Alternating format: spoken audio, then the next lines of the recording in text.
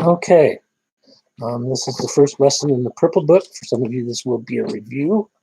For others, it might be brand new. I've explained in the introduction why we're doing this. This is for Family Life Church in Gillette, Wyoming, and primarily for its youth group. I hope you guys are all getting along well during the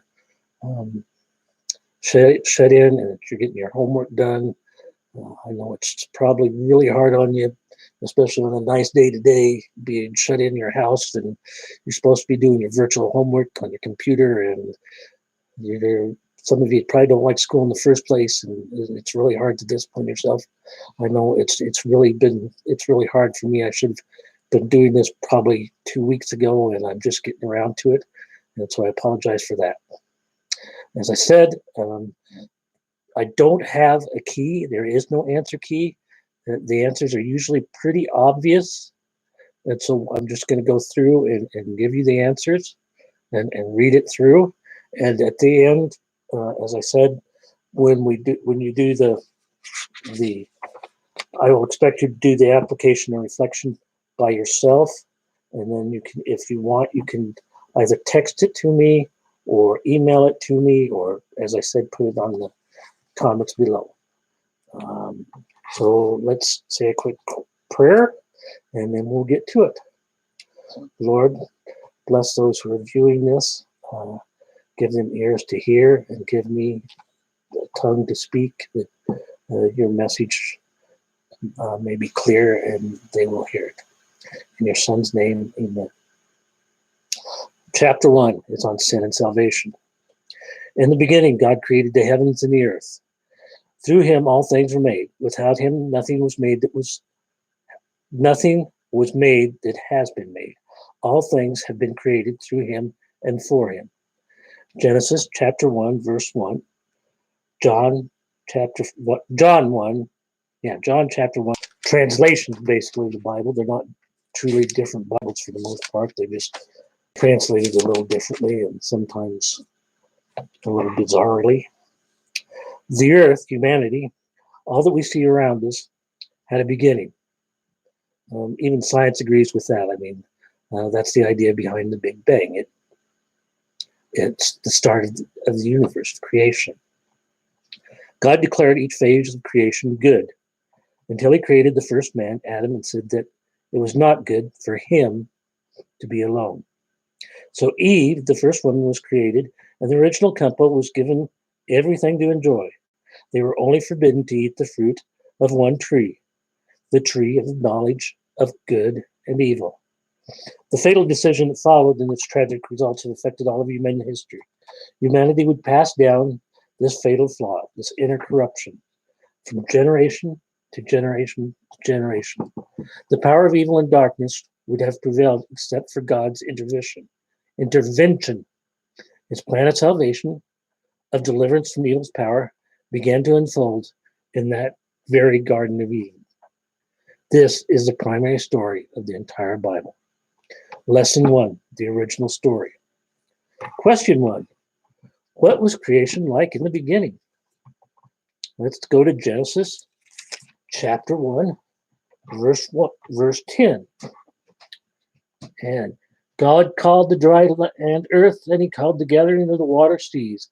And God saw that it was good.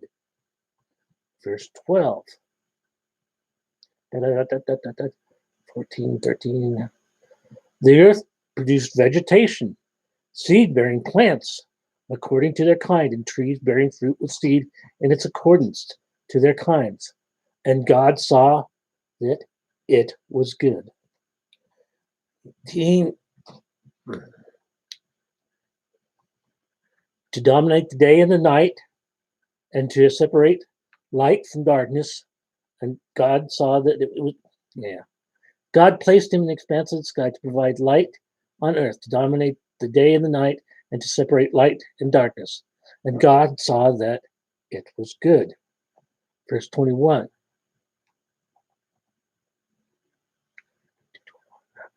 So God created the large sea creatures and every living creature that moves and swarms in the water, according to their kinds. He also created every winged bird according to its kind. And God saw that it was good. 25. So God made the wildlife of the earth according to their kinds, the livestock according to their kinds, and creatures that crawl on the ground according to their kinds. And God saw that it was good. So the answer to all 5 questions basically is it was good. I mean, that's pretty straightforward. By the way, in case you didn't know, I'm using the Apologetics Student Bible for students. It's a Holman Bible, which I don't remember how they describe it. I know I found it online, but it's basically a Bible for students who are learning the projects. I will probably lose various Bibles. Some of you have seen my collection. I have everything from my big family Bible, which happens to be a Catholic Bible, to various New Testaments, and I have the story and the book, and so we'll be looking at things from various angles. Let's go on to chapter 2. How many commands did God give Adam and Eve? Well, we've kind of talked about this already, but let's go to verse 17 in chapter 2, which says,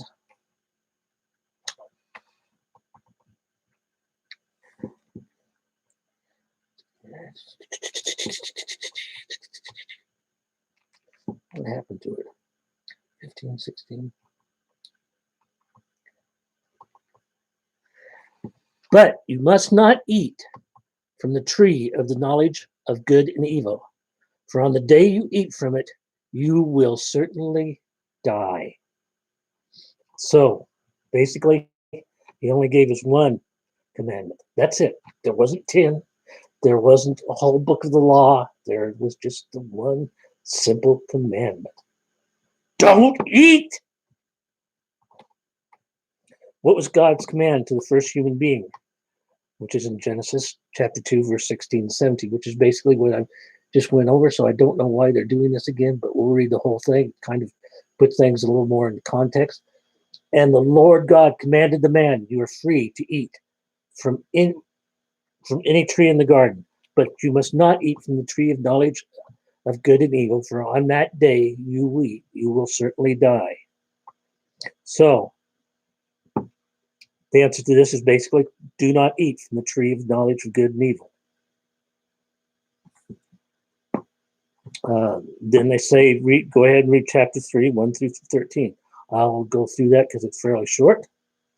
And then we'll go on and answer the next couple of questions. Now the serpent was the most cunning of all the wild animals that the Lord God had made. He said to the woman, did God really say you can't eat from any tree in the garden? The woman said to the serpent, we may eat the fruit from the trees in the garden. But about the fruit of the tree in the middle of the garden, God said, you must not eat it or touch it, or you will die. No, you will not die, the serpent said to the woman. In fact, God knows that when you eat it, your eyes will be opened, and you will be like God, knowing good and evil. Then the woman saw that the tree was good for food and delightful to look at, and that it was desirable for obtaining wisdom. So she took some of the fruit and ate it. She also gave some to her husband. Notice he's right there, who was with her, and he ate it. Then the eyes of both of them were open, and they knew they were naked. So they sewed fig leaves together and made loincloths for themselves.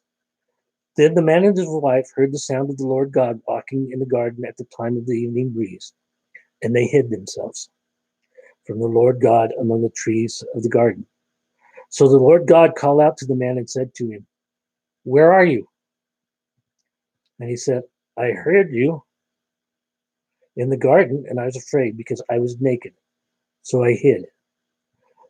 Then he asked God, then God asked, who told you that you were naked? Did you eat from the tree that I commanded you not to eat from? Then the man replied, the woman you gave to me You gave to be with me. She gave me some fruit from the tree, and I just naturally ate it. So the Lord God asked the woman, what is this that you have done? And the woman said, it was the serpent. He deceived me, and I ate. So that takes us through that. Real quick, we'll go back and look at things a little closer. The first question is, how did Adam and Eve respond to God's command? Genesis 3, 6, 7. Well, we basically know that. Then the woman saw the tree was good food and delightful to look at, and that it was desirable for attaining wisdom.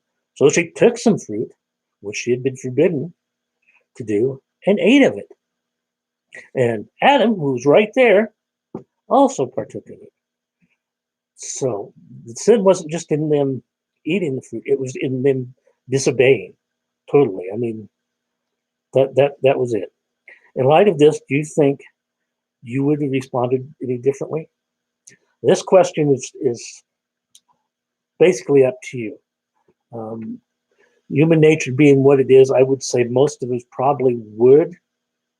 On the other hand, human nature being the way it is, and you got to consider at that time we weren't afraid of snakes or spiders or crawly things. So uh, don't think of it as a crawly thing. If you have to, think of it as koala or something that talked you into it.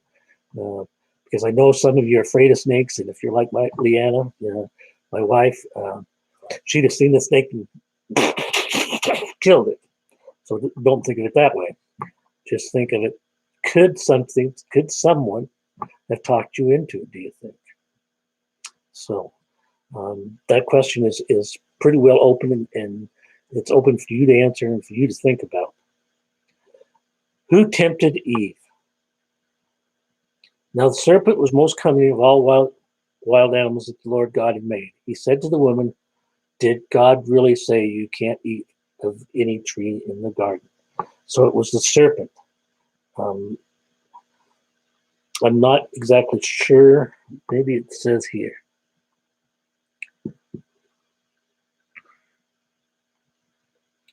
At some point in the Bible, I think it might be in the New Testament or even in the Old Testament, it's pointed out that the serpent was actually Satan in the form of a serpent. So maybe snakes just got a bad deal from this. I don't know. God's punishment was to all snakes and not just to Satan. So that sometimes has made me wonder. So Adam and Eve ate the fruit, in essence saying to God, we don't need you or your rules. They disobeyed God. They sinned. Now, that might have been a little strong, that statement of we don't need your rules. It's more like we question your rules. We question your boundaries. You guys are doing it, have been doing it since the day you were born. You've been questioning boundaries. And how many of you have been told, don't touch the stove, and gone ahead and touched it, or don't stick your finger in the socket, and no, I got to prove it to myself. And that's kind of the way we are. So it's a little distraction. You don't necessarily mean to be disobedient. It's more like, I would say curiosity, but we're easily manipulated. How did Adam and Eve react after their eyes were opened and they realized they were naked? Which again is Genesis 3, verse 7, which refers to them. Then their eyes, they were open, they knew they were naked.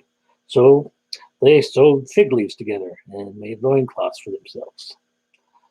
I've never seen a fig leaf, so I don't know how handy it would be for a loincloth. I kind of feel like, even cotton and it's can you imagine just putting cotton balls all over yourself, raw cotton? I would think it would be rather scratchy, but that's what they did.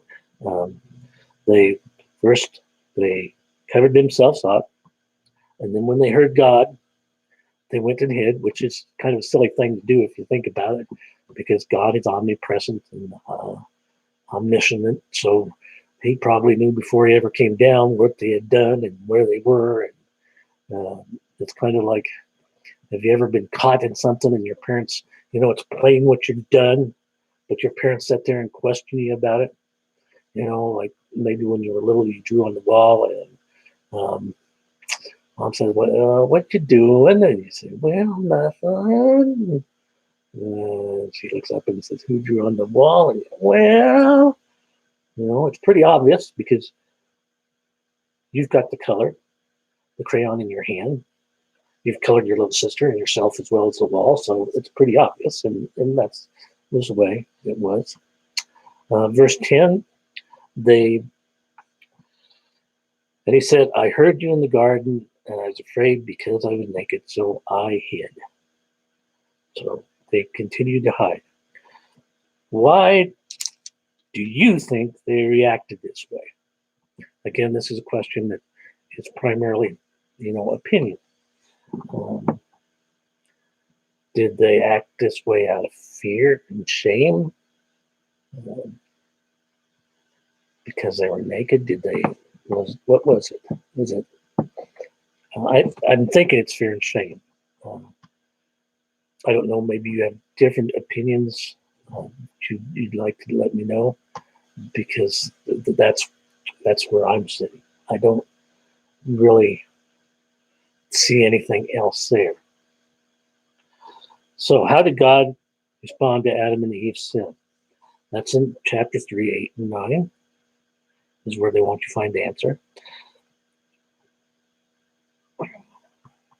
So Genesis 3, 3. Then the man and his wife heard the sound of the Lord God walking in the garden of the evenings, and they did themselves the Lord God among the trees of the garden. So the Lord called out to the man and said to him, where are you?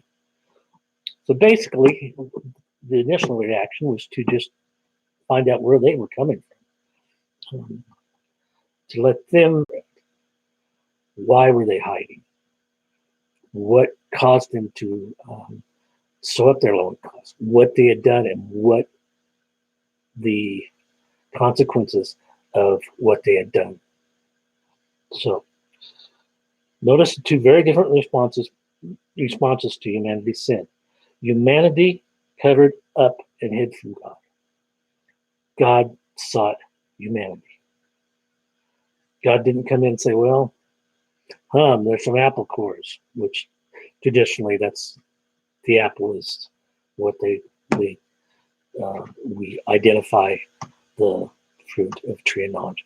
And he said, oh, they've been into the tree, and just say, well, they're on their own. No, he called them out, questioned them, directed them, and gave them. And later we'll find some more about this, but for now, this is all the farther we're going to go. So humanity covered up and hid from God. God sought humanity. Things have not changed much since the beginning. After thousands of years and billions of people, human beings still hide from God, and God still seeks. This is the starting point for understanding salvation. We still hide, we sin, and we don't go to God and say, Lord, I did this, and we're ashamed. I know I've done things in my life that I'm deeply ashamed of, and that it was hard to, and I don't know that I've completely opened myself up to God. I try. Sometimes when I get really emotional and really into it, I think I open up. They say God knows our heart even better than we do, and that really is kind of what I hope. Applications and reflection. What did you learn from this lesson? How will you apply it to your life? I'd like you guys to go ahead and text me and put down comments underneath and let me know how you feel, and share with one another if you're in contact with one another. So I will end this with God bless, and we'll talk to you again in a few minutes or a few hours. It's almost lunchtime here, so you guys have a good day, and we'll talk to you later. Bye.